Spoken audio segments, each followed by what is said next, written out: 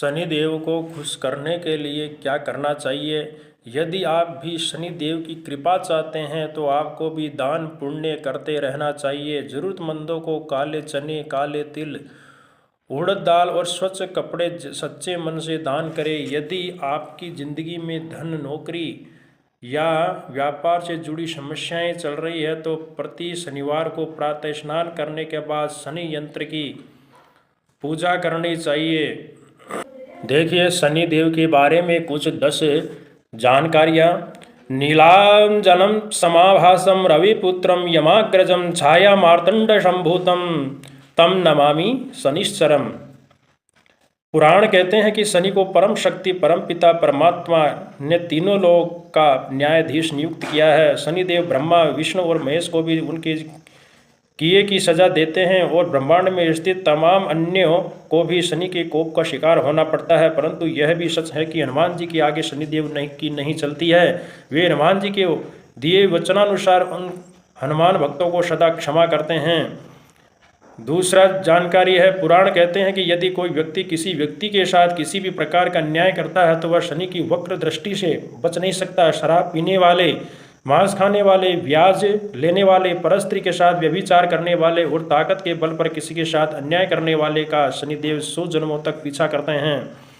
तीसरी जानकारी है, शनिदेव के सिर पर स्वर्ण मुकुट, गले में माला तथा शरीर पर नीले रंग के वस्त्र और इंद्र नीलमणि के समान यह कौवे और कभी कभी गिद्ध पर सवार कर रहते हैं। उनके हाथों में धनुष, बाण और त्रिशूल रहते हैं।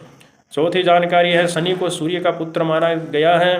विश्वकर्मा की पुत्री संज्ञा विवस्वान अतः सूर्य की पत्नी हुई है। उसके गर्भ से सूर्य ने 3 संतानें उत्पन्न की, जिनमें एक कन्या और 2 पुत्र थे। सबसे पहले प्रजापति श्राद्ध देव, जिन्हें वैवस्वत मनु कहते हैं, उत्पन्न हुए। तत्पश्चात यम और यमुना ये जुड़वी संतानें हुई। भगवान सूर्य की तीसरी पत्नी छाया थी।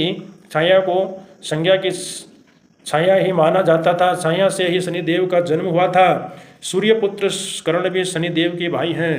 5वां जानकारी है, पुराणों में वैसे तो शनि के संबंध में कई विरोधाभासी कथाएं मिलती हैं। ब्रह्म पुराण के अनुसार इनके पिता ने चित्ररथ की कन्या से इनका विवाह कर दिया।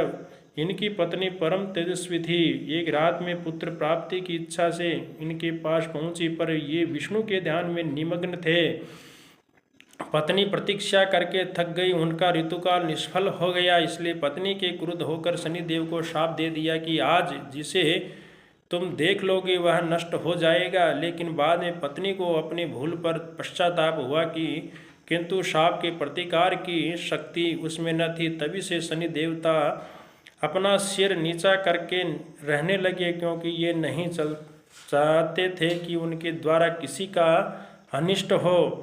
छठी जानकारी है, शनि की दृष्टि एक बार शिव पर पड़ी तो उनको बैल बनकर जंगल भटकना पड़ा। रावण पर पड़ी तो उनको भी असहाय बनकर मौत की शरण में जाना पड़ा। यदि भगवान शनि किसी को क्रुद्ध होकर देख ले तो समझो उसका बंटा ढाल मात्र हनुमान जी ही एक ऐसे देवता हैं जिस पर शनि का कोई असर नहीं होता और वे अपने भक्तों को भी उनके असर से बचा लेते हैं। एक बार अहंकारी लंकापति रावण ने शनिदेव को कैद कर लिया और उन्हें लंका में एक जेल में डाल दिया। जब तक हनुमान जी लंका नहीं पहुंचते तब तक शनिदेव उसी जेल में कैद रहे। जब हनुमान सीता मैया की खोज में लंका में आए तब माँ जानकी को खोजते खोजते उन्हें भगवान शनिदेव जेल में कैद मिले। हनुमान जी ने तब शनि भगवान को कैद से मुक्त करवाया। मुक्ति के बाद उन्होंने हनुमान जी का धन्यवाद दिया और उनके भक्तों पर विशेष कृपा बनाए रखने का वचन दिया। 7वां